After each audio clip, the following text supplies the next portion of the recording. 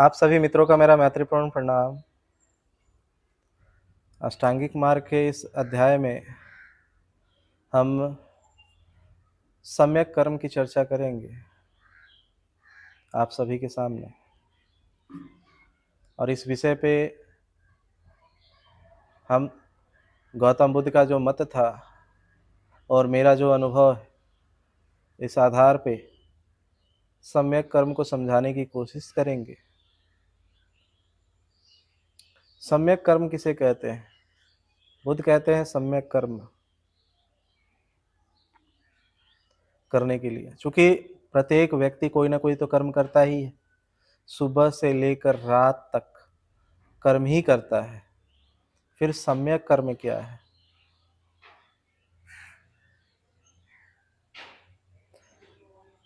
वैसा कर्म जो आपके चेतना के विकास में सहायता प्रदान करता है, ऐसा कर्म जो आपके बौद्धिक विकास में सहायता प्रदान करता है, ऐसा कर्म जो आपके मानव समाज और मानव कल्याण हेतु सही होता है, वैसे कर्म करने चाहिए। और वैसे कर्म कौन से हो सकते हैं? वैसा कर्म व्यक्ति कब कर सकता है? वैसा कर्म व्यक्ति तब तक नहीं कर सकता है जब तक कि वो व्यक्ति शील, समाधि और प्रज्ञा में प्रतिष्ठित नहीं होता और ध्यान के मार्ग में नहीं चलता है। क्योंकि जब तक वो शील, समाधि, प्रज्ञा में प्रतिष्ठित होने पर कार्य नहीं करता और जीवन में ध्यान को नहीं लाता, तब तक वो व्यक्ति सम्यक कर्म कर ही नहीं सकता। वो जो भी कर्म करेगा वो फायदे के लिए, या तो वो कामवश करेगा, काम, क्रोध, लोभ, मोह, राग, द्वेष, ईर्ष्या, अहंकार, इसी वश वो कार्य करेगा, इसी वश ही करेगा। इससे बाहर जाके वो करेगा ही नहीं। और इसको मैं कृष्ण के भाषा में अगर बोलूं तो कर्म 3 प्रकार के होते हैं। बुद्ध ने इसकी व्याख्या सम्यक कर्म की तरफ से कहा है। सम्यक शब्द का उपयोग किया है कर्म के पहले जोड़ने के लिए, और कृष्ण ने उसे अकर्म कहा है।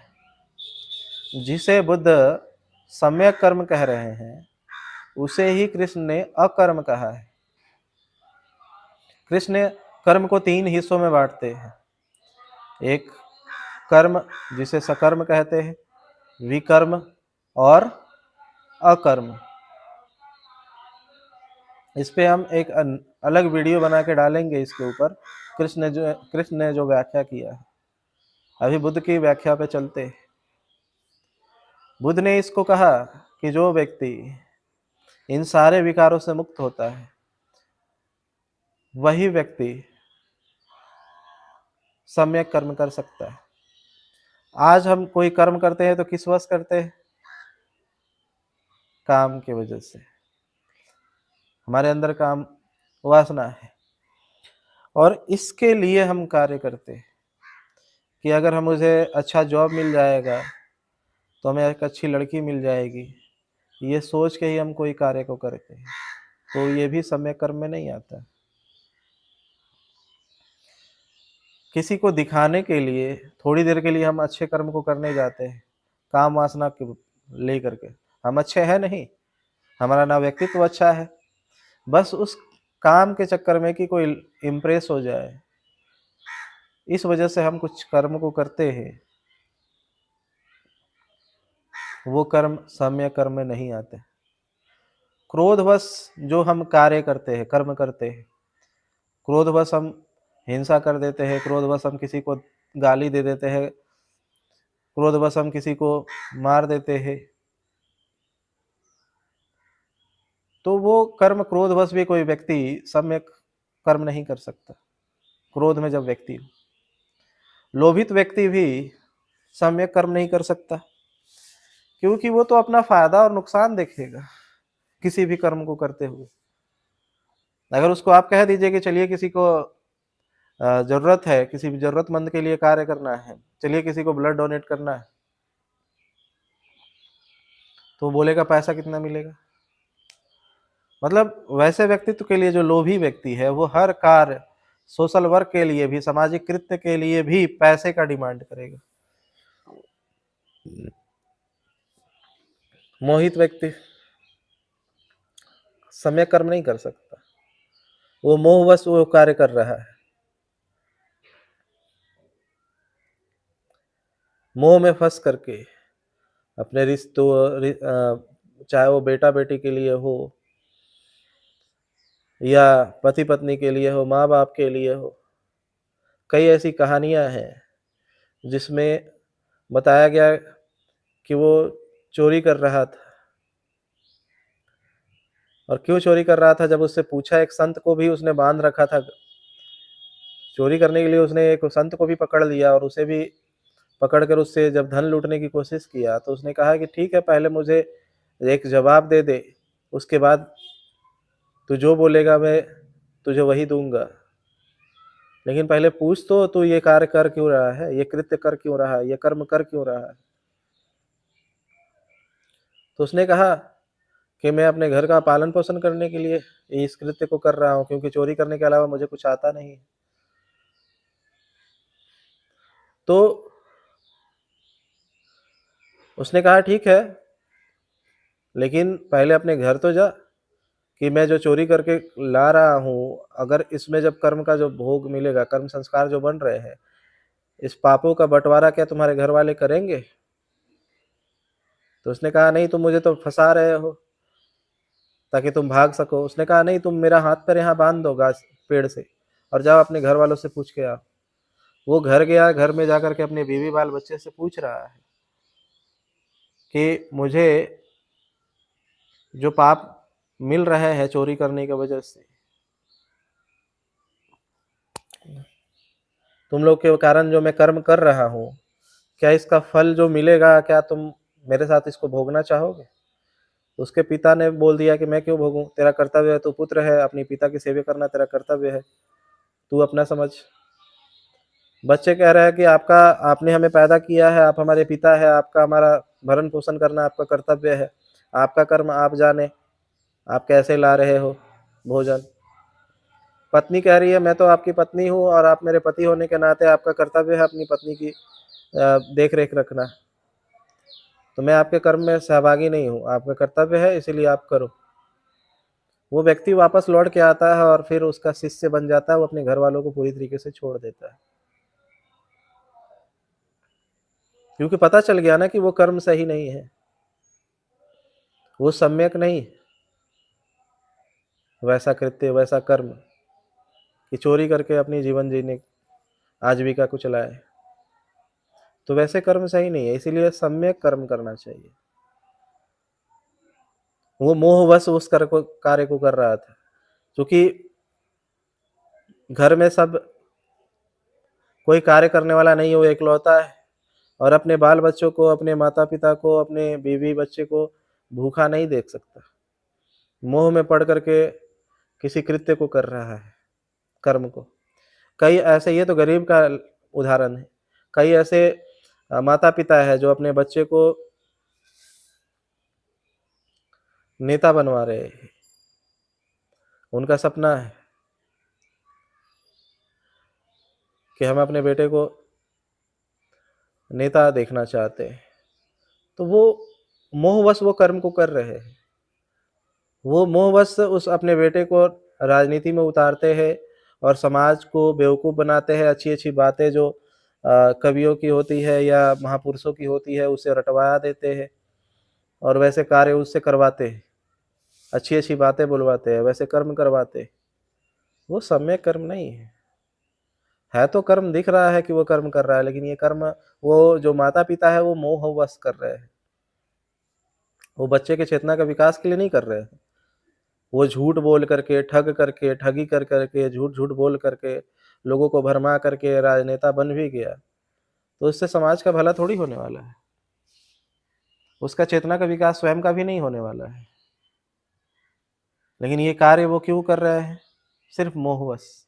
वो चाहते तो वो जो पैसे उसने अपने बच्चे के पीछे खर्च किया, वो कोई अच्छे व्यक्ति को खोज करके, जो व्यक्ति सच में समाज को कार्य करने के लिए है, उसके पीछे वो नहीं करते। तो मोहवश कार्य कर रहे हैं। किसी ने इच्छा पाल रखा है और इच्छावश, चूंकि किसी किसी को इच्छा है मुझे बाइक मिलनी चाहिए, तो इच्छावश जो व्यक्ति कार्य करने जाएगा वो गलत ही होता है, क्योंकि इच्छा पूर्ति नहीं होती है तो व्यक्ति फिर गलत कृत्यों में उतर जाता है। हमारे गांव तरफ की एक घटना है कि एक लड़के को इच्छा थी, मुझे बाइक की इच्छा थी, बाइक उसे नहीं मिला, उसने फुल फैमिली को खीर में जहर मिलाकर खिला दिया।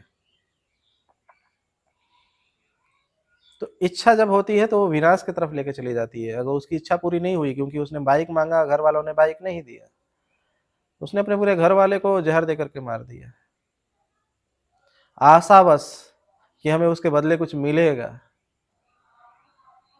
तो भी वो दुख देगा आपको, क्योंकि आपकी आशा को पूरा करने के लिए कोई भी बैठा हुआ नहीं है यहाँ पे। आपकी अपेक्षाएं, लोग अपने बच्चों से अपेक्षा करते हैं कि हम इसे पाल पोस के बड़ा किए हैं, तो ये हमें रिटर्न में देंगे। तो हम कर्म भी क्यों कर रहे हैं अपने बाल बच्चे को? इसलिए नहीं कि हमारा कर्तव्य है मुझे अपने बाल बच्चों को पालना, इसलिए कि ये बड़ा होकर के हमें रिटर्न में देगा। अगर ऐसा सोच करके अगर आपने कर्म किया तो वो सम्यक कर्म नहीं। ऐसी सोच रख के भी आपको कर्म नहीं करना है कि मुझे रिटर्न में कुछ मिले। अहंकारवश, चूंकि उसने 2 तल्ला 3 तल्ला बिल्डिंग ठोक दिया है, अब मुझे भी बिल्डिंग ठोकनी है, अब उसके लिए चाहे कुछ भी करे।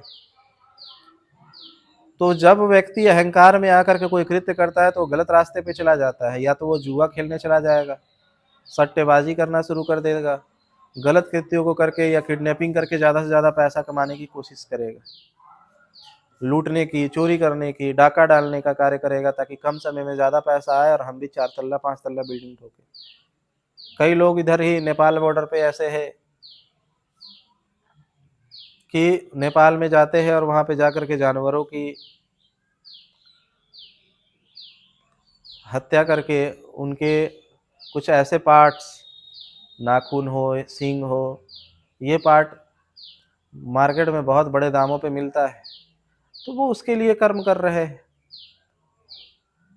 क्यों? इन काम में वो क्यों पड़े? अहंकार बस, कि मेरे अगल बगल का लोग इतना ज़्यादा पैसा है उसके पास में। अब चूंकि मेरा जो पीढ़ी है वो गरीब ही रहा है, गरीब पीढ़ी ही शुरू से लेकर अभी तक चलते हुए आया है। अगर हमें उससे टक्कर में, उसके बराबर में जाना है तो कुछ ऐसे काम करने होंगे जिससे कि हम तुरंत घर बना सके, तुरंत बड़े कामों को कर सके, तुरंत अमीर बन सके। उसके लिए उस व्यक्ति ने अपने इस गलत कृत्य में उतर गया, अहंकार बस, कि मुझे भी उससे बड़ा घर बनाना है। तो इसीलिए बुद्ध कहते हैं कि सम्यक कर्म करना। सम्यक ऐसे कृत्य आप तभी कर सकते हैं जब आप काम, क्रोध, लोभ, मोह, ईर्ष्या, आशा, अपेक्षा, इच्छाओं से ऊपर उठेंगे, अहंकार से ऊपर उठेंगे। और जब इससे आप ऊपर उठ करके देखेंगे, और इससे ऊपर एकमात्र तरीका उठने का यही है कि अपने जीवन में शील, समाधि, प्रज्ञा। शील मीन्स अनुशासन, समाधि मीन्स ऐसी स्थिति जहाँ हम जीवन के सत्य को जानते हैं और हमारे सारे विकार समाप्त होते हैं और हम दुखों से मुक्त होते हैं। प्रज्ञा मीन्स किताबों से जो जानकारी मिलती है, सुन करके जो ज्ञान मिलता है। और तीसरी अनुभव, ज्ञान और अनुभव को मिल करके प्रज्ञा बनता है। और ध्यान के माध्यम से इन तीनों चीज़ों में प्रतिष्ठित हुआ जा सकता है। तो अपने जीवन में ध्यान को शामिल करें, शील, समाधि, प्रज्ञा में का प्रयास करें प्रतिष्ठित होने का। और जैसे जैसे आप इसका प्रयास करेंगे, अपने विकारों से मुक्त होंगे और सम्यक कर्म की तरफ आप बढ़ते चले जाएंगे। और यही है सम्यक कर्म। आप लोगों ने मेरी बातों को ध्यान से सुना, इसके लिए मैं आपका बहुत बहुत अनुग्रहित हूँ। धन्यवाद।